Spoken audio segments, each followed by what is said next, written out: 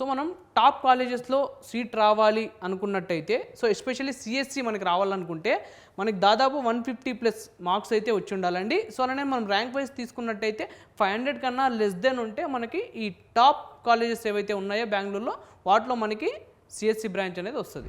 So ఈ competitive ఎగ్జామ్కి సంబంధించిన ఎగ్జామ్ ప్యాటర్న్ ఎలా ఉంటుందంటే దాదాపు మనకి 180 క్వశ్చన్స్ అయితే ఉంటాయండి. సో 180 క్వశ్చన్స్కి సంబంధించిన డ్యూరేషన్ ఎంత ఉంటుందంటే 3 అవర్స్ అయితే ఉంటుందండి. 3 అవర్స్ అంటే 180 మినిట్స్. 180 మినిట్స్ అంటే ఇప్పుడు మనకి ఒక క్వశ్చన్కి 60 సెకండ్స్ అంటే 1 మినిట్ అయితే టైం ఉంటుంది. సో ఆ 1 మినిట్లో మనం ఆ క్వశ్చన్ సంబంధించిన ఆన్సర్ అనేది ఫిల్ చేయాల్సి అయితే ఉంటుంది. ఇందులో మనకి నెగిటివ్ మార్క్స్ అయితే ఉండవండి. సో నెగిటివ్ మార్క్స్ లేవు కాబట్టి మీకు అది చాలా అడ్వాంటేజ్ అయితే అవుతుంది. సో మీరు అన్ని క్వశ్చన్స్ ఫిల్ చేయడానికి అయితే ట్రై చేయండి. సో ఆల్ క్వశ్చన్స్ మీరు ఆన్సర్ చేయడానికి అయితే ట్రై చేయండి. ఏ ఒక్క క్వశ్చన్ అయితే మీరు వదిలిపెట్టద్దండి.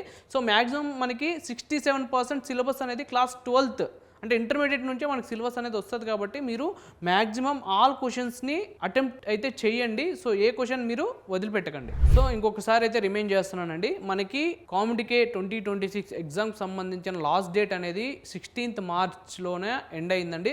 సో అది కాస్త ఇప్పుడు 20 మార్చ్ 12 noon వరకు అయితే ఎక్స్టెండ్ చేశారు.